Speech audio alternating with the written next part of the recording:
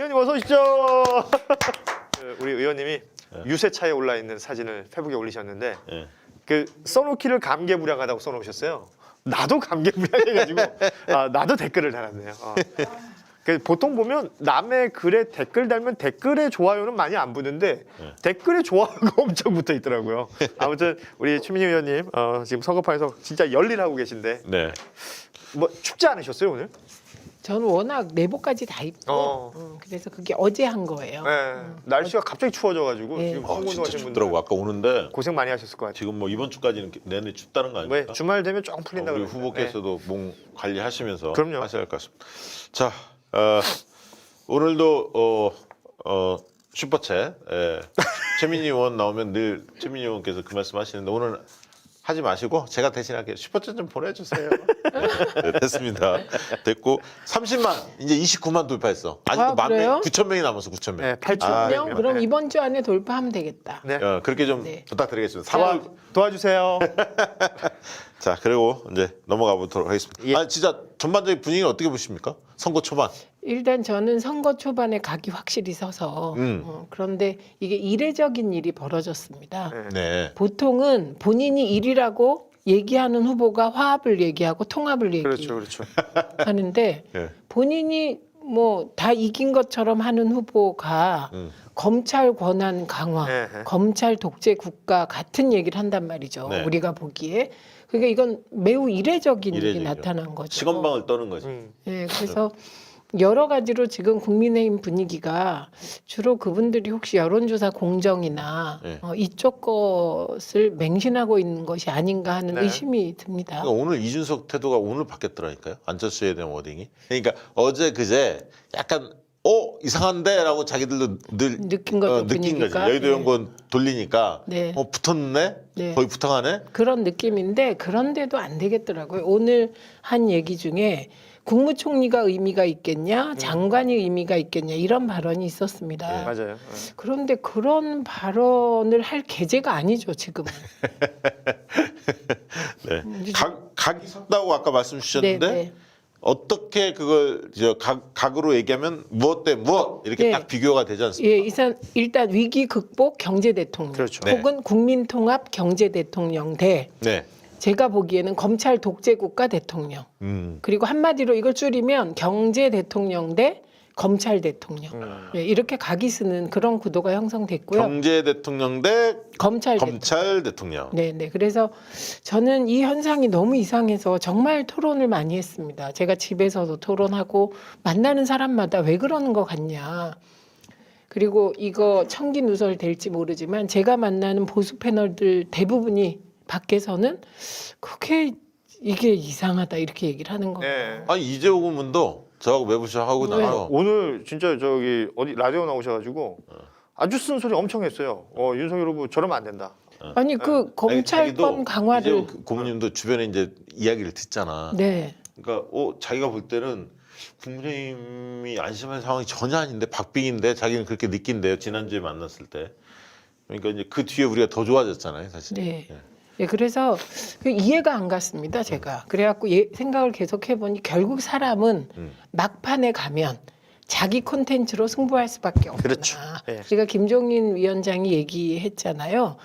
각본을 잘 짜줄 테니 연기만 좀 잘해달라. 대본 잘해줄 테니. 그런 일은 대선판에서 일어나지 않는다. 결국은 자기가 다 나오는 거다.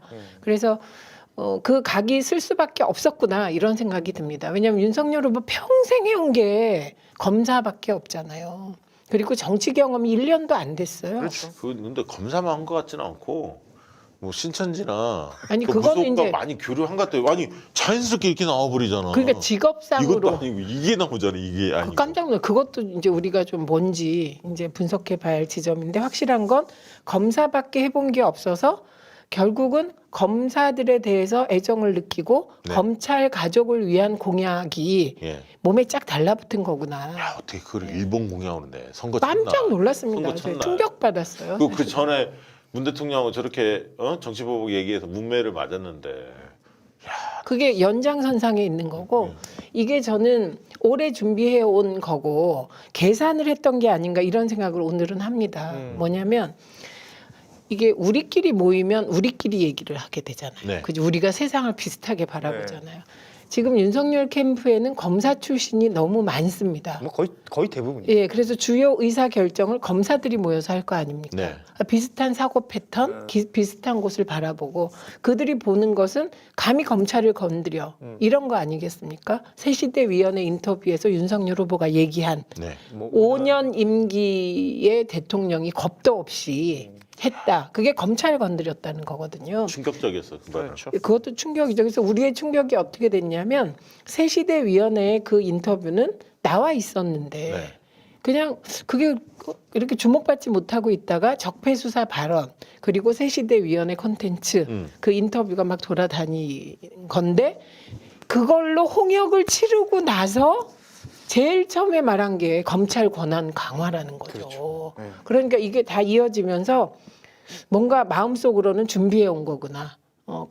많은 검찰 참모들하고 준비해 온 게 아닌가 이렇게 의심할 수밖에 없고 오늘 또 호남에 가서 얘기했어요. 네. 얼마나 잘못한 게 많으면 법치를 세우겠다는 걸 가지고 보복이라고 하느냐. 그 얘기를 하니까 진짜구나. 원래 그런 거잖아요. 그렇죠. 네. 아니다 하는 건 진짜다 이렇게 받아들여지지 더 않겠습니까? 세게 다가오는 아니 거죠. 근데 그 양반은 어떻게 개념 없게 그 시장 앞에서 송정동 시장 앞에서 복합 쇼핑몰을 쇼핑몰? 얘기를 해. 참. 그리고 광주에 복합 쇼핑몰이 있죠. 있죠. 있죠. 그 저기 터미널. 네, 있어. 엄청나게 있죠. 큽니다. 근데 근데 이게 뭐 없다는 세상을 식. 보는 그 시각이, 그러니까 말하자면 우리 의원님 좀 말씀하셨지만 검찰이 지배하는 세상을 만들고 싶은 거잖아요. 그렇지. 예. 그렇지. 그러니까 뭐 예산권도 내 맘대로 하고 그 인사 부분도 지금 앞서 말한 새시대위원회 콘텐츠 보면 뭐 얘기한 것처럼 그러면 가질 수 있는 사람이 대통령밖에 없는 건데 뭐 만약에 본인이 대통령 되면 그렇게 하겠다는 거 아닙니까? 네. 그리고 이게 특히나 이제 법무부 장관의 수사지휘권 가지고 얘기를 많이 하는데 그러면서 그 TV 토론이나 아니면 다른 인터뷰에서 그런 얘기 하더라고요. 다른 나라 검찰들 예를 막 들어요.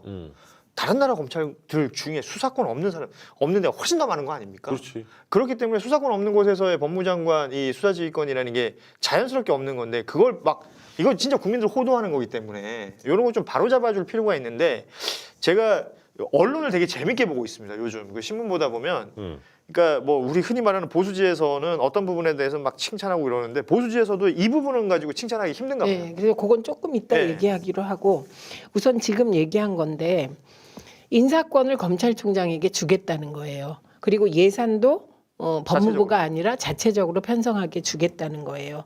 그러면 법무부 장관의 검찰총장에 대한 지휘권, 이거 일반적 지휘권, 네. 이것도 없애겠다는 네. 거예요. 네. 그러면 아까 말씀하셨듯이 딱 하나 남는 거예요. 대통령이 검찰총장을 임명하는 네. 고인사권.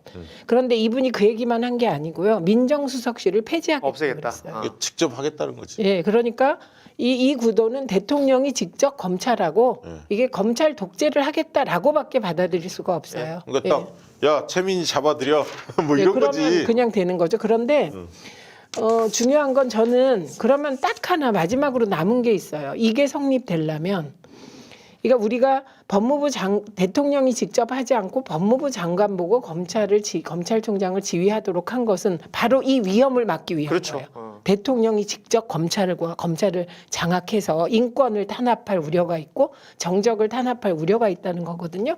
그러면 그런 어떤 선출된 대통령 그리고 대통령이 임명한 법무부 장관으로부터 자유로운 조직 얘기하려면 이거는 저는 그냥 검사장 직선제라도 주장해라 이렇게 권할 수밖에 차라리. 없습니다. 그러면 검사장이 국민의 통제는 받는 거잖아요. 그렇죠. 유권자의 통제. 그러니까 오직 이거는 대통령과 검찰끼리 이렇게 쪼물딱 뭔가 하겠다고 밖에 받아들여질 그렇죠. 수 없는 얘기를 한 것이고요. 이에 반해서 저는 요새 이재명 후보에 대해서 굉장히 놀라고 있는데 그 놀라는 것 중에 하나가 국민통합, 국민내각 그리고 이재명 정부라는 이름을 쓰지 않을 수도 예. 있다. 이 말은 저 정말 하기 힘든 거거든요. 그렇죠. 한번 생각해 보세요. 후보가 자식까지 다 걸고 이게 이 판이 그런 판이잖아요. 모든 걸 걸고 하는 판인데 그렇게 해서 내가 대통령이 됐어요. 근데 이재명이란 이름을 안 쓰는 거야. 그런 결단을 하는 건 대단히 힘든 건데 이재명 후보가 얘기하는 그 상상력, 국민통합 정부, 네. 그리고 국민내각, 그리고 그 국민내각의 경제부총리가 유승민이다. 이런 상상이 어디서 나오는 거냐면 주류 아니라서 나오는 거예요. 비주류라서. 그래요. 유승민 의원도 한때 주류였는데 비주류가 된 거잖아요. 그렇죠. 그래서 정말 유능한 비주류들끼리 한번 정치를 교체해보자. 이거요, 정권 교체 많이 해봤잖아요. 근데 이것도 정권 교체도 기준을 좀 세워주세요, 여러분. 정권 교체가 민주정부로 됐을 때는 대한민국이 오래 가지고 있던 적폐가 해소되면서 한 단계 업그레이드 됐습니다. 네. 저들이 뭐 문재인 정부를 독재하고 막 이러지만 민주주의 지수가 16위로 올라갔습니다. 일본이 17위고 미국은 더 낮아요. 그러니까 대한민국은 민주정부 들어서면 민주주의도 신장하고 경제도 좋아져요. 올라가죠. 네. 오직 언론이 흔들어서 진가를 여러분이 피부로 못 느낄 뿐이에요. 그런데 정권 교체가 보수로 됐을 때 무슨 일이 일어났습니까? 보수 대통령 두 사람 전부 권력을 사유화해서 감옥 가 있습니다. 그래서 정권 교체에서 뭘 할 거냐가 중요한데 저는 윤석열 후보가 정권 교체 하는데 정권 교체해서 검찰 독재 국가 만들려는 거구나. 이렇게밖에 생각할 수가 없어서 기준을 분명히 세워주시면 좋겠고 오늘 강남역 연설 있잖아요. 거기서 이재명 후보가 기준을 다 세웠어요. 위기 극복 대통령. 네. 그죠? 그리고 코로나로부터 일상 회복하겠다는 게 들어있는 거고 두 번째는 경제 대통령. 세 번째는 통합 대통령. 네 번째 강남에서 하나가 더 추가됩니다. 청년 기회 국가. 예. 나 그거 너무 좋더라고. 예, 그 말도 좋고 저는 계속해서 청년주택 국가 책임제를 저 혼자 그냥 줄창 주장해 왔는데 청년 기회 국가의 개념에 그게 들어갈 수 있겠더라고요. 그래서 그 네 가지를 주장했고 이재명 후보 어쩐지 한다면 할 것 같아요. 연설이 현장 연설이 오늘 강남역 들어보니까 굉장히 뭐랄까 이제 완전히 네, 체화됐어요. 체화돼 있어요. 그러니까 뭐 설득할 수 있는 게 또 그 반응도 이끌어내고 청중의 네. 반응도. 근데 지지자들의 열기는 어떻습니까? 그게 궁금해. 현장에 가보시면. 일단 저는 그 이재명 후보가 오는 데는 갈 수 없었고요. 제가 이제 우리 동네 차 타고 돌았잖아요. 근데 저희 동네 중에 덕소라는 지역이 덕소. 있어요. 네, 보수적인데 남양주 덕소. 거기가 민주당 후보들이 이긴 적이 없는데 제가 가서 최초로 720표인가 30표 이겼어요. 그리고 이번에 김용민 의원의 승리를 이끈 게 와부 덕소 지역이에요. 거기서 2,000표 넘게 이겼어요. 네. 그러니까 제가 720표, 2,000표. 그리고 다산 신도시에서 10,000표쯤 이길 줄 알았는데 그렇게 못 이겼어요. 한 2,000표 이겼어요. 그러니까 이거는 굉장히 이게 바뀌었다는 거죠. 그래도 보수적이에요. 근데 그 지역을 돌았는데 분위기가 바닥은 완전히 달라요. 언론하고 달라요. 그렇죠. 그래서 언론과 저는 지금 네. 언론이 만드는 분위기와 바닥 민심이 이렇게 괴리가 있는 경우는 없었던 거예요. 그 얘기 저한테도 전화 많이 와요. 네, 각 바닥이 지역에서 너무 다르다. 내 주변에 윤석열 찍겠다는 사람 별로 없는데 뭐 이런 얘기 많이 나와요. 네, 그리고 보통 이제 선거 초기에 이 유세차가 돌면 반응이 잘 없어요. 근데 물론 여긴 제 개인적인 게 있어요. 네. 똑순이가 나타났구나. 5년 동안 고생하다가. 그러니까 개인적으로 반응하기도 하지만 그렇지 않은 분들이 그냥 1번 이렇게 얘기하고 가요. 그러니까 이거는 굉장히 반응이 빠르다. 자, 조중동 얘기도 좀 들려주셔야죠. 그래서 이제 조중동 얘기로 넘어갑니다. 이 부분이 이제 고현준 앵커께서 리드해 주셔야죠. 좀 아까 하던 얘기입니다. 자료 보내드려서요. 네. 동아일보 사설부터. 동아일보 시작해- 사설 한번 좀 올려주시기. 띄워주실까요? 저는 아침마다 신문을 보면서 네. 이게 뭐 사설이라든지 칼럼이라든지 이 부분들 눈여겨 보는데 앞서 말씀하셨던 이 검찰 독재 이 관련해 가지고는 저 보수 언론들도 이게 뭐 이런 표현인 건데 쉴드를 쳐주기 힘든가 봐요. 그리고 걱정도 되고. 그렇죠. 네. 본인들의 걱정도 있는 거고. 네, 저 우측 거는 동아일보 거고요. 왼쪽 거는 중앙일보 중앙일보입니다. 같습니다. 네. 예.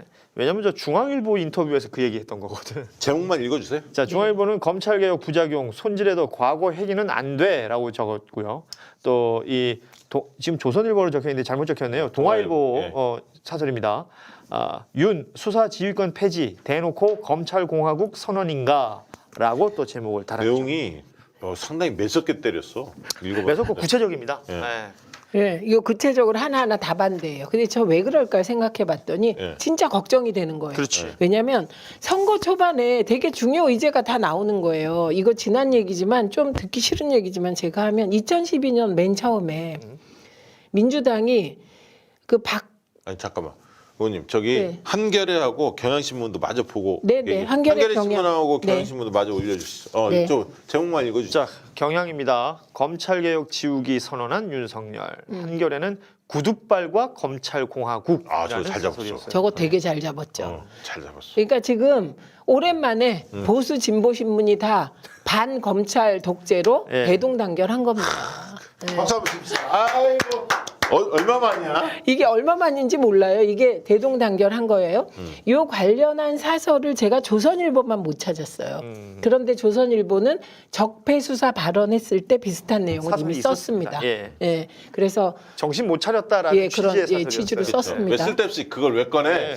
문재인 지지자들. 고개 쳐들지 마라. 이런 맞습니다. 거였는데. 그런데 이번에 안 쓴 이유는 제가 생각하기에는 너무 잘못해서 못 쓴 것 같아요. 아, 너무 동아일보랑 비슷하게 조선일보도 생각해서 이게 모든 언론이 다 윤석열 후보의 검찰 독재국가 발상을 비난하면 그럼 이건 지지율에 아주 타격을 주잖아요. 그리고 보수가 균열될 수 있으니까 이번에는 안 썼더라고. 네. 그게 그런 취지가 아닐까.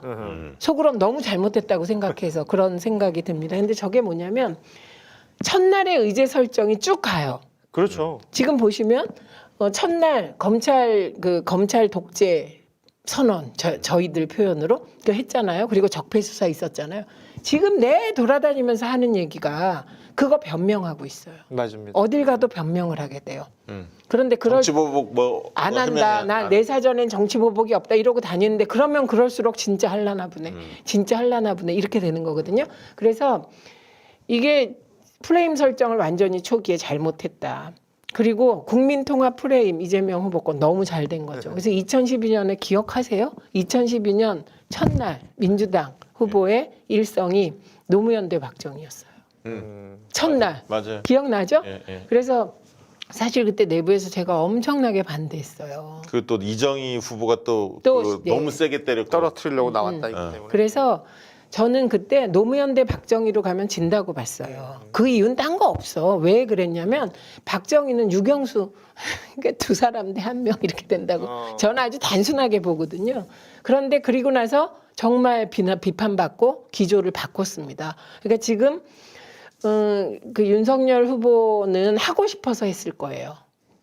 문재인 정부가 검찰을 이용해서 죄를 많이 지었다 이런 요지 얘기를 하고 다니잖아요. 그렇죠. 예. 예. 근데 그게 다 주로 얘기한 게 내용이 없고 가만히 본 한동훈 자천시켰다 이거를 굉장히 크게 생각하는 게 아닌가 싶거든요. 독립운동하던 사람을 저기다 괴롭히고 있다 이렇게 본 거잖아요. 그러니까요. 오죽하면 그런 말을 하고 예. 중앙지검장 못 시킬 이유가 뭐냐 이런 식의 얘기를 합니다. 그래서 그게 사무쳐서 진짜 가까운가 봐요. 그래갖고 그게 사무치고 감히 최은순 장모를 건드려 검찰이 감히 김건희 씨 도이치모터스 그게 2013년에 누군가 검찰 내에서 무마한 거잖아요. 그렇죠. 사실 그게 핵심인데 의제화가 안 돼서 답답한데 그거를 감히 지금 건드려서 권오수부터 다 구속됐어요. 아니 한동훈 관련해서는 완전히 운명 공동체 같아요. 모르겠어요. 오늘 뭐 장인수 기자 그것도 나왔잖아요. 네네, 제가 그거 듣고 예.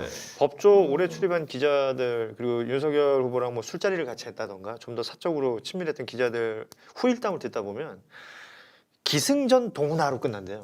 그러니까 뭔가 이 사건 뭐 어떤 굵직굵직한 사건을 해결했을 때 이렇게 뭐 기자들이 술이 취했더라도 기자들은 쓱쓱 물어보는 것들이 있잖아요. 네. 그랬을 때 그거 내가 한 거 아니야? 동훈이가 한 거야? 동훈아? 전화를 그렇게 동훈아를 많이 찾는데요. 그러니까 이런 게 그들의 어떤 특수관계 같은 걸 알 수 있는 부분들이라고 저는 생각하는데 말씀하신 것처럼 기존에 있었던 그 모든 것들 왜냐하면 이 사람이 이렇게 얘기를 하고 있는 내용 중에 그 근거가 되는 거, 뭐 본인이 그렇게 생각한 이유가 되는 거, 그게 그거밖에 없어요. 그 소위 말하는 좌천. 네, 예. 그거밖에 없어 검찰이 보여요. 범죄를 네. 저질렀다라고 검찰을 이용해서 범죄를 저질렀다는 워딩이 있었거든요. 그럼 문재인 정부가 검찰을 이용한 게 뭔지, 그리고 범죄라는 건 뭔지 이런 얘기를 하지도 않아요. 그게 유일하게 그 설명이 되는 게 세시더 의원의 인터뷰예요. 그렇죠. 인사권으로 했다는 거잖아요.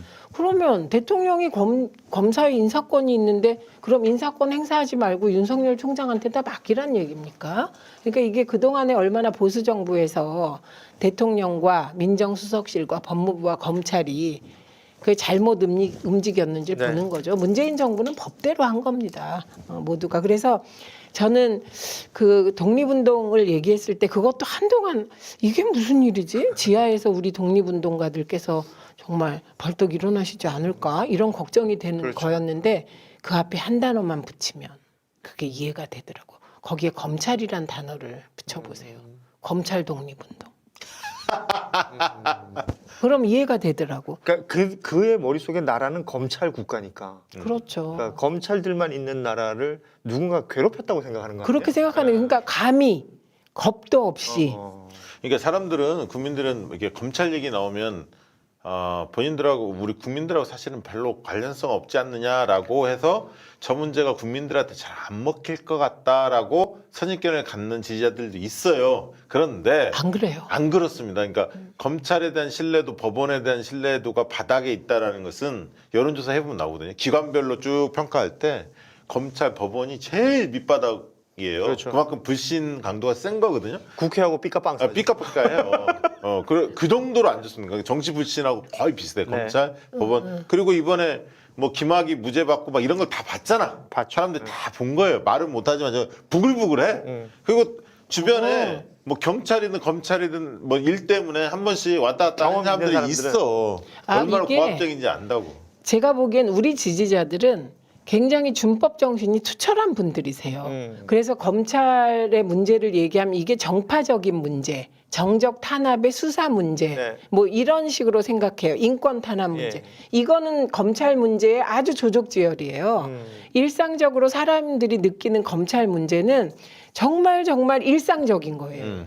맞아요. 이게 그러니까 제가 보기 진보 쪽의 지지자들은 굉장히 준법 정신이 탁월해서 검경과 좀 멀리 계시지 않을까. 사업하는 사람들 무조건 검사 몇 명 알아놓고 하려고 하는 이유가 그럼요, 그런 거죠. 그럼요. 판사 몇 명. 왜 그러겠어? 그렇죠. 남양주에는 여기가 이제 규제가 많은 지역이에요. 뭐 물관리 지역, 뭐 수도권 규제, 그렇죠. 군사 보호 시설 이런데 그러니까 그 가게 하시는 분들 중에 상당수는 전부 검찰에 불려가고 검찰에 의해서 뭔가 당하고 이런 분들이 굉장히 많으세요. 그리고 그것뿐인가요? 아주 작은 일에도 잘못하면 폭행 사건이 벌어지면 다 검찰이 지휘해요. 그렇죠. 오늘 요 곽상은 변호사 예. 노무현 대통령의 사위. 사위죠. 예. 오늘 뭐 일가를 했습니다. 네. 그동안에 그 수사할 때도 노무현 대통령 가족 수사할 때 정현 씨하고 그 곽상은 변호사 수사 받을 때 가장 거기에 있었던 앞장섰다. 수사자가 윤석열이었다. 근데 어떻게 그 사건을 엮었는지 하나하나씩 앞으로 공개적으로 밝히겠다. 네. 이렇게 나섰죠. 예, 그래서 우리가 마무리는 정치 보복 없다고 계속 윤석열 후보가 여기저기 가서 말하고 있으나 그 말이 정치 보복하는 사람이라는 인상을 더 주고 있다. 그런데 그 중에 한 예가 오늘 나온 거예요. 곽상원 변호사가 노무현 대통령 사위잖아요. 네. 이렇게 얘기했어요. 윤석열 정치 보복 선두에서 우리 가족 샅샅이 수사했다. 그러니까 우리가 아는 정치 보복을 당한 대명사는 DJ입니다. DJ는 심지어 한 대통령한테 당한 게 아니에요. 그렇죠. 박정희가 죽일라 그러고 전두환이 죽일라 그러고 그걸 한 번은 일본 대사가 알려줘서 살아났고 다른 한 번은 미국이 헬리콥터로 못 죽이게 해서 살아났고 이렇게 된 거거든요. 이분이. 근데 그 DJ가 정치개혁을 가장 외치게 됐는데 그중에 핵심이 내가 정치 보복하지 않겠다예요. 그렇게 해서 끊어진 겁니다. DJ가 2번이나 정말 사선을 넘고 지켜낸 게 정치 보복 안 하겠다거든요. 네. 그걸 후퇴시키는 분이 되는 거고 MB의 칼로 노무현 대통령 일가 본인이 수사했잖아요. 그러니까요. 정치 보복의 앞잡이 역할을 했다고밖에 볼 수 없잖아요. 그러니까 이렇게 저는 민주당 입장에서는 윤석열 후보가 나 정치 보복 안 할 거야 계속 말하는 게 나쁘지 않을 것 같습니다. 박근혜 대통령 뭐 가장 측근이라고 볼 수 있는 조원진 뭐 나와서 후보 됐는데 박근혜 대통령 윤석열에 대한 감정이 안 좋다. 그 좋을 리가 얘기 없겠지. 예. 뭐 이런 얘기도 나오고 있습니다. 어젠가요? 어제 요즘에 그 웹자부도 화제가 되고 이재명 후보가 계속 강조하는 게 긴급 재정 명령권 네. 뭐 되자마자 당선되자마자 바로 발동하겠다. 이게 추경 소식이랑 이제 맞물려갖고 근데 이걸 강하게 얘기하시니까 사람들이 자영업자들도 정말 한 달만 좀 참으면 되나? 기대가 생기죠. 기대가 생겨. 예, 예. 여기 이제 위기 극복이라는 단어가 탁 네. 들어가네요. 이게 지난 2차 TV 토론에서 네. 두 개의 헤드라인이 나온 겁니다. 하나는 대장동 갖고 자꾸 그러니까 박영수 특검 딸 그렇죠. 그 얘기. 그리고 곽상도 아들. 아들 돈 받은 사람 윤석열 그리고 아버지. 윤석열 아버지 집 네. 팔았죠. 네. 이렇게 얘기를 합니다. 그렇게 해서 역공치한 거고 또 하나가 그때 무슨 얘기를 하냐면 제가 대통령이 되면 긴급 재정 명령권을 발동해 소상공인들을 지원하겠습니다. 근데 그 내용은 2년간 손실 보상하겠습니다. 100%. 예, 100% 하겠습니다. 그리고 코로나를 극복하고 일상을 회복시킨 대통령이 되겠습니다. 이렇게 얘기를 한 거예요. 그래서 그때 두 개의 큰 헤드라인이 나왔던 겁니다. 근데 여러분이 지금 왜 언론에서 계속 나오는 거 보면 자영업자들이 힘들다. 그다음에 그 자영업자 중에 한 부문이 부동산이에요. 그렇죠. 부동산 중개업소. 근데 되게 지역에 가면 여론을 누가 이끄느냐? 부동산 중개업소. 그렇습니다. 여기가 옛날로 치면 무슨 사랑방 같은 역할을 합니다. 모든 정보가 모이는 네, 그리고 곳이죠. 자영업자들이 이제 그런 역할을 합니다. 그래서 지금 반영되는 여론은 그 자영업자들의 여론이 많이 반영된다 언론에. 네. 예. 그런데 이거는 사실은 홍남기 부총리가 왜 저럴까? 우리가 이해 못 하잖아요. 그런데 이재명 후보가 비주류잖아요. 민주당의 후보인데도 비주류잖아요. 그러니까 아무리 홍남기 부총리한테 얘기해도 즉각 반영이 안 되잖아요. 그러니까 오늘은 구체적으로 얘기했더라고요. 긴급 재정 명령권을 발동해서 50조 지원하겠습니다. 50조. 예, 네. 이렇게.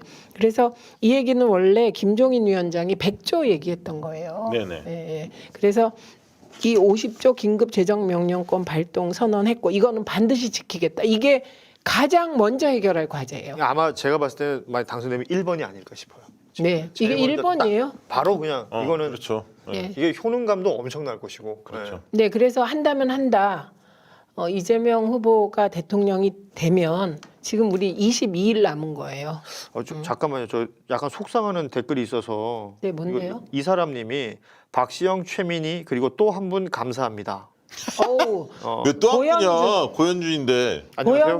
안녕하세요. 고현준. 고현준입니다. 그러니까 상처받아요. 우리 아니에요. 뭐 저는 또 한 분으로 만족하고 싶습니다. 아니에요. 여러분 파이팅. 고현준 앵커입니다. 고현준 앵커. SBS에 지금 라디오 프로 진행하고 있는데 네네네. 새벽에 하세요. 네, 6시에 해요. 이 웹자보가 오늘 나왔는데 이 관련해서 네. 이 당선 즉시 보상. 그렇죠. 당선 즉시 보상. 이게- 나 이 느낌이 너무 좋아. 이게 진짜 중요한 것 같아요. 지금 위기 극복 경제 대통령. 지금이 위기라는 건 이제 뭐 사람들이 말로 하는 위기 말고 말씀하신 것처럼 자영업자들은 지금 온 몸으로 지금 이걸 버텨내고 있는 거 아닙니까? 이분들한테는 진짜 살고 죽는 문제이기 때문에 이게 추경 뭐 이렇게 좀 한가롭게 토론하고 있고 어떻게 합시다 앞으로 어떻게 합시다 이렇게 얘기하는 것들이 너무 싫은 거예요 자영업자분들. 아, 저도 싫어요. 저도 아주 빨리 해결됐으면 답답해요. 좋겠는데 예. 이 대통령 후보로 나선 이가 당장 해내겠다. 이걸 제일 말씀하신 거예요. 당선 즉시 해내겠다. 이런 부분에서 주는 뭐랄까 안도감 같은 게 아니, 그거- 분명히 작용합니다. 그런 게 있는 거야. 뭐냐면 최근에 지금 추경은 최근에 일어난 일만 얘기하는데 2년 동안 네. 2년 동안 과거랑 비교해서 2년 동안에 그 피해 보상과 관련해서는 100% 그 그렇죠. 추적을 해서 예. 보상하겠다고 얘기하니까 약간만 지금 버티면 그럼 내가 그동안 희망이라는 게 생기잖아. 뭐 몇 천만 원 손해 본 사람도 많잖아요, 사실. 죄송하대요. 아, 고현준. 갑자기 고현준 이름이 너무 많이 그런 올라오네. 의미에서 슈퍼챗 부탁드립니다. 아유, 고맙습니다. 그런데 고현준을 위한 슈퍼챗입니다. 제가 오래전부터 예. 왜 이거는 안 파지? 이렇게 생각한 게 김건희 재산 60억 이상입니다. 어떻게 형성이 됐느냐? 네, 근데 드디어 우상호 본부장이 이걸 직접 문제 제기했습니다. 이게 왜 할 수 있게 됐냐? 재산 등록했기 그렇죠. 때문입니다. 예. 후보 그러네. 재산 등록해야 되거든요. 그 빼박이네. 근데 그러니까- 문제는 예. 최은순 씨 재산 공개를 거부했다. 거부했지. 그리고 거부했고. 아버지 재산도 공개 거부입니다. 거부했고. 일단 공개 거부하니까 좀 이상하죠. 그러니까 드러난 것만으로 볼 때 김건희 씨 재산이 69억인데 아시죠? 김건희 씨 의료보험 200만 원에 7만 원. 7만 원. 10만 원이에요, 저는. 네, 그런데 재산이 69억이란 말이죠. 그럼 그동안에 69억 모을 만한 뭐가 있었냐? 없었단 말이죠. 그러니까 주가 경제 조작 활동이라는 거. 있었죠. 주가 조작 의혹이. 그러니까 그다음 불법 증여 의혹이 의혹이 있죠. 있죠. 그렇죠. 그거 이제 드디어 공개해야 될 시점이 온 거죠. 거죠. 이거는 야 저는 그 재산 공개했을 때 야 안철수 돈 많다만 봤었는데 여기에 지금 이런 어떤 내용이 있었네. 이거 왜냐하면 그럼요. 윤석열 후보 자신 재산은 8억인가 뭐 이렇게 등록돼 있고 배우자 재산으로 이 모든 걸 다 채워놨기 때문에 그럼 어떻게 벌었을까를 당연히 자연스럽게 이렇게 궁금해할 수 있는 거고 네, 이건- 시기가 온 거죠. 네. 그때가 왔습니다. 이거는 설명을 해야 되는 거 아닙니까? 그럼요. 네. 예, 설명 설명이 안 안 하겠지. 돼요. 설명 안 하겠지. 윤석열이 지금까지 윤석열 후보가 뭉갠 게 한두 가지인가? 근데 이건 해야 그 될거 언론이 봐주니까. 그런데 이거는 딱 떨어지는 거라 민주당이 이걸로 여러 가지 의혹을 제기할 수 있어요. 도이치모터스, 그렇죠. 신한증권을 제외한 나머지 증권 계좌의 거래 내역 공개하라. 그렇죠. 이게 다시 점화될 수 있고요. 나는 최근에 본부장 리스크 여러 개 나온 걸 보면서 생각한 거는 마음을 거의 굳혔어. 윤석열의 출마 배경이 뭘까? 정말 자신을 포함한 가족을 지키기 위해서 나온 거야. 아니 근데 그런 얘기를 할 수 있는 게 얘기했잖아요. 선거라는 게 패밀리 비즈니스. 그러니까 본인이 이미 그냥 자기도 모르게 얘기한 거거든요. 그래서 그런 얘기가 있었고요. 그다음에 제가 권규대 씨 페북글을 같이 보자. 네네. 아우 내용이 너무 좋아요. 내용이 너무 좋아. 올려주세요. 인서트. 예. 이분은- 읽어주실래요? 읽어주세요. 예, 제가 이재명을 한 지 40년이고 윤석열과는 30년 되었습니다. 이재명과는 대학 동기이고 윤석열은 사법연수원 같은 반 동기입니다. 그 시간 동안 이재명은 거듭 진화하여 유능한 리더가 된 반면 윤석열은 그때나 지금이나 패밀리들과 어울려 술 먹고 떠들기 좋아하는 그 모습 그대로이고 오랜 검사 생활로 고압적인 태도만 더 늘었습니다. 개사과와 구두발만 보더라도 금방 알 수 있습니다. 무엇보다 대통령에게 필요한 자질과 능력 면에서 두 사람의 차이는 현저합니다. 그동안 민주당에 실망하셨더라도 이번에 리더를 바꾸면 민주당도 정치 지형도 달라질 수밖에 없습니다. 비호감 선거라는 언론의 프레임을 뿌리치고 여러분의 소중한 한 표를 유능한 이재명 후보에게 보태주십시오. 야. 이거는 이런 느낌이 들잖아요. 두 사람을 잘 아는 법률가가 얘기하니까 그렇죠. 그냥 너무 신뢰가 가고 저도 계속 말씀드립니다. 이재명 후보가 DJ 이후 준비라는 측면에선 가장 준비된 그렇죠. 후보로 보인다. 그리고 끝없이 진화하고 있는 후보이고 제가 어제 이렇게 유세할 때 제일 그 사람들의 표정이 바뀐 게 눈물 젖은 빵을 먹어본 후보다. 그래서 서민과 중산층을 위해서 일할 후보다. 이 대목이었어요. 앞서 우리 두 분께서 말씀해 주셨지만 그 공식 선거운동 시작되고 연설하는 모습을 이렇게 저도 여기저기 막 찾아보면서 볼 거 아니에요. 그러니까 저 같은 사람들이 어떤 게 있냐면 아침에 방송할 때 각종 이슈를 받아들이는 어떤 강도와 요 시간쯤 되면 내가 거의 전문가가 되어 있거든. 여러 개 다 보니까. 쫙 받아들인다고. 이재명 후보가 모든 이슈에 대해서 체화돼서 자신감이 굉장히 보이더라는 거예요. 오늘 강남역 유세는 굉장했어요. 무엇든 던져봐 내가 준비돼 있으니까 이렇게 받아줄게라는 게 느껴지고 그거는 그러니까 뭔가 써준 거 봐서 읽거나 아니면 내가 뭐 잠시 벼락치기 공부해가지고 할 수 있는 게 아니거든요. 윤석열 봐 연설 날아가니까 이 마이크를 빼. 마이크를 뽑아버렸어요 옆에서 바로 못하게. 그게 아주 대비되는 두 장면이 아닌가. 네. 그리고 그리고 준비돼 있다라는 건 굉장히 중요한 것 같아요. 맞습니다. 그리고 그게 어떤 거냐면 행정을 10년 넘게 하잖아요. 그러면 뇌에 그 카테고리가 생기는 것 같아요. 그렇지, 그렇지. 네. 예. 그 행정이라는 게 다른 거 아니거든요. 복잡한 이해관계 속에서 법과 규칙에 근거해서 딱 결정하는 그렇지. 거예요. 그러니까 뇌가 엄청 정교해졌다 이런 얘기인 것 같고요. 이거 그다음에 진짜 언론들도 열이 좀 받은 모양이에요. 아니 제가 이거 왜 가만히 있냐. 제 페북에 제가 올렸습니다. 너무 기가 막혀서. 왜냐하면 지금 대한민국에서 투사나셨습니다. 네, 그래서 소위 징벌적 손해배상제를 가장 강력하게 주장하시는 분이 윤석열 후보 되십니다. 지금. 네. 네, 그런데 거기가 선택적이긴 해요. 왜냐하면 그쵸. 기준이 공정하지 않았으면 되지. 네, 이런 거예요. 큰 언론사야 뭐 그런다고 어떻겠습니까? 이런 요지고. 그러니까 비판적인 작은 언론사는 그냥 파산시켜 버리겠다는 없애버려야 의지를 돼. 난 강력히 요즘에 주장했죠. 이런 얘기 하면 그렇지만 아무튼 좀 그 눈의 가시처럼 느껴지는. 예를 들면 박시영 TV 이런 거. 아니 우리야 뭐 그냥 날라가주죠 뭐. 박시영 TV라고 그러지 말고 박시영이라고 해주세요. 그러면 인수하게 좋아. 나 하나로 우리가 살아남을 수만 있으면. 그러니까. 뭐 예를 들면 열린공감 TV라든가 뭐 아주경제 뭐 이런 것 이런 데들 있지 않습니까? 아니 그건 김건희 씨가 찍었잖아요. 어, 열린공감 그러니까 이름 딱 TV. 얘기했으니까. 그런 데들은 작심하고 하려고 하겠죠. 그런데 제가 마지막으로 하나만 더 볼게요. 그 사진 보내드린 거. 네. 제가 진짜 이상한 사진들이 돌아다녀요. 뭐 사진 우리가 승리의 부위 이렇게 하잖아요. 이거? 근데 아까 이렇게 아까 올렸어 우리. 올렸어요? 그럼 네. 안 올리셔도 네, 됩니다. 신천지 V 사진. 예, 그래서 이 신천지와 관련하여서는 무조건 아니라고 국민의힘이 얘기할 게 아니고요. 요 사진이죠. 네, 이상한 거예요. 이렇게 하니까. 그러니까 저거는 승리의 부위 이렇게 네. 하십시오.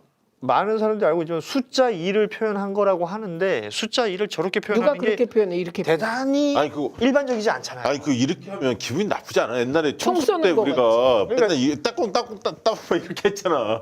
그거 있으면 캡처됩니다. 지금 우리가 막 이러고 있으면 이거 캡처된다고. 왜? 어디서 써먹냐고. 모르지.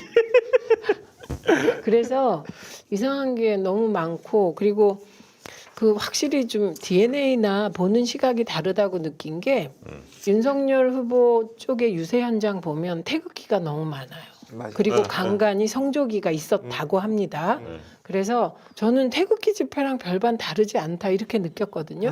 그러니까 방향을 확실히 잡은 것 같습니다. 네, 황교안 대표 시절과 비슷하게 잡은 게 아닌가 싶어요. 이게 모르겠는데 이게 뭐 현장 유세를 하면서 그쪽으로 점점 더 흘러가는 것 같아요. 아니 그리고 네. 어르신들만 주로 있으니까 그 뭐 예를 분위기 들어 서울시장 따라가죠. 재보궐선거 때는 젊은 애들이 막 나와서 막 네. 분위기 잡았잖아. 그 분위기가 아니야. 지금 지금요? 대선판이 그렇지가 어. 않더라고요. 제가 돌아다녀 보면 꽃표하고 저희에게 야유 보낸 분들이 다 70대 어른들? 이상의 남성 어르신들이세요. 여성 어르신들은 아니시고.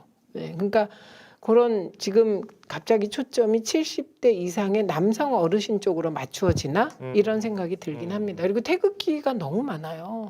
그 유세 현장에. 네, 알겠습니다. 네. 자, 오늘도 최민희 의원 모시고 값진 얘기들 많이 들어봤는데 우리 지지자들한테 마지막 한 말씀. 네, 마지막으로 여러분이 여론조사 때문에 걱정되신다. 여론조사는 전 두 개만 보면 될 것 같은데. 네. 그래서 갤럽하고 MBS. 네, MBS. 그리고 다른 쪽에는 소위 그 ARS는 뭐 그렇긴 하지만 그래도 참고하신다면 그 리얼미터 오마이뉴스하고 KSOI 요거만 보시면 될 것 같고 나머지 이외 진폭이 큰 것들은 저는 그건 좀 별로입니다. 뭐 이렇게 의심이 되는 것 같고 좀 뭐랄까 그런데 정기적인 그렇게 조사가 걱정이 되시면 그냥 하루 한 사람 이재명 하시면 됩니다.